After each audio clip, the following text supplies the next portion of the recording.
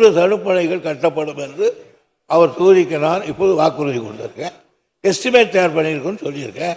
அதுக்கு மேலே கேட்டீங்கன்னா மாண்புமிகு பேரவைத் தலைவர் அவர்களே, எனது கிணத்துக்கடவு தொகுதிக்குட்பட்ட மதுக்கரை வட்டம் திருமணைபாளையம் பேரூராட்சி வழுக்கல் கிராம பகுதியில் தடுப்பணை ஒன்றும், மதுக்கரை நகராட்சி பகுதிக்கு உட்பட்ட SF நம்பர் 239/1 LNT பைபாஸுக்கு வடபுறம் உள்ள தடுப்பணை ஆகிய இரண்டும் மிக பழமையான தடுப்பணைகளாகும்.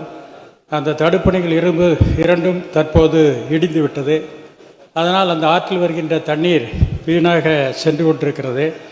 அதனால் கிட்டத்தட்ட ஒரு 100க்கும் மேற்பட்ட விவசாய கிணறுகள் மற்றும் குடிநீர் கிணறுகள்லாம் இன்றைக்கு வற்றுகின்ற ஒரு சூழ்நிலையில் இருக்கிறது. ஏனென்றால் ஊற்று குறைந்து விட்டது. அதனால் அந்த பகுதி விவசாயிகள் நன்மை கருதியும் மதுக்கரை நகராட்சி பகுதியில் உள்ள குடிநீர் ஆதாரங்களை பெருக்குகின்ற வகையிலும் இந்த 2 தடுப்பணையும் கட்டிக்கொடுக்க வேண்டும். மேலும் வழுக்கல் கிராமத்தில் உள்ள தடுப்பணை கேரள மாநில எல்லையில் உள்ளது. அதனால் அந்த ஆற்றிலிருந்து வருகின்ற தண்ணீர் முழுவதும் கேரள மாநிலத்துக்குள் சென்று விடுகிறது. அதனால் அந்த பகுதியில் குடிநீர் பிரச்சனையும் இருக்கிறது.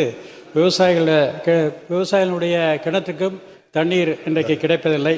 அதனால் அதை சரி செய்து கொடுக்க வேண்டும் அல்லது புதிதாக கட்ட வேண்டும். அப்படி அமைச்சர் அவர்கள் சொல்லும் போது கட்டி கொடுப்பேன் என்று சொல்லியிருக்கிறார்கள். அப்படி புதிதாக கட்டும் போது அந்த அணையை உயர்த்தி கட்டி கொடுத்தால் மிகவும் நன்றாக இருக்கும். அதையும் செய்ய வேண்டும் என்று அமைச்சர் அவர்களை கேட்டுக்கொள்கிறேன். மாண்புமிகு உறுப்பினர் அவர்களே, ஸ்தலபுராணத்தை வெகு வழியாக சொல்லிட்டார். 2 அணைகள் தாளக்கரையில் ஒரு அணை கட்டப்படுகும். 2 கோடி ரூபாய் மதிப்பீடு தயாரிப்பட்டிருக்கிறோம். அடுத்து வெள்ளத்தடுப்புகளுக்கு தற்போது சொன்ன ஒரு 500 அணை வெள்ளத்தடுப்பு பணி, சுவர் கட்டும் பணி, அதற்கு 7 கோடி ரூபாய் மதிப்பீடு செய்யப்பட்டிருக்கிறது. ஆகவே உங்கள் காட்டில் மழை பொழிகிறது.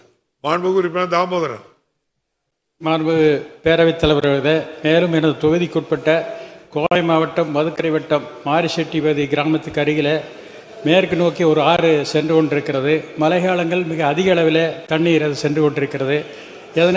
எனவே மேற்படி மாரிசெட்டிபதி கிராமத்திற்கு அருகிலே தர்மராஜ் மற்றும் ஜோதி ராமசாமி அவர்கள் தோட்டத்துக்கு அருகிலே மிக பெரிய அது அகலமான பகுதியில் பக்கத்தில் பேசுங்க.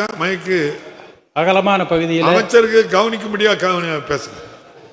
அகலமான பகுதி இருப்பதால் அங்கே தண்ணீர் ஓடிக்கொண்டிருக்கிறது. அந்த 2 இடங்களிலும் ஒரு தடுப்பணை கட்டி கொடுத்தால் அந்த பகுதியினுடைய விவசாயிகளுக்கு மிக உதவிகரமாக இருக்குது. அதோடு மட்டுமல்லாமல் குடிநீர் பிரச்சனையும் அந்த பகுதியில் தீரும். அதனால் தாங்கள் நீர்வளத்துறை ஆதார அலுவலர்களை அனுப்பி வைத்து ஆய்வு செய்து அந்த இடத்துல 2 தடுப்பணைகளை கட்டி கொடுக்க வேண்டும் என்று கேட்டுக்கொள்கிறேன்.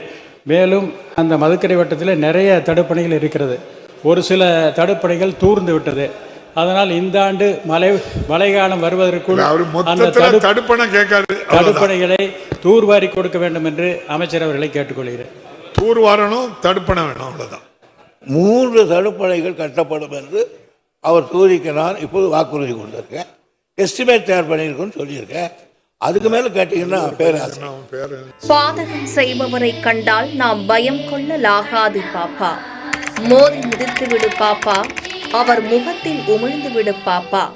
அண்மை செய்திகளை உடனுக்குடன் தெரிந்து கொள்ள இணைந்திருங்கள் எம் நாடு தொலைக்காட்சியுடன்.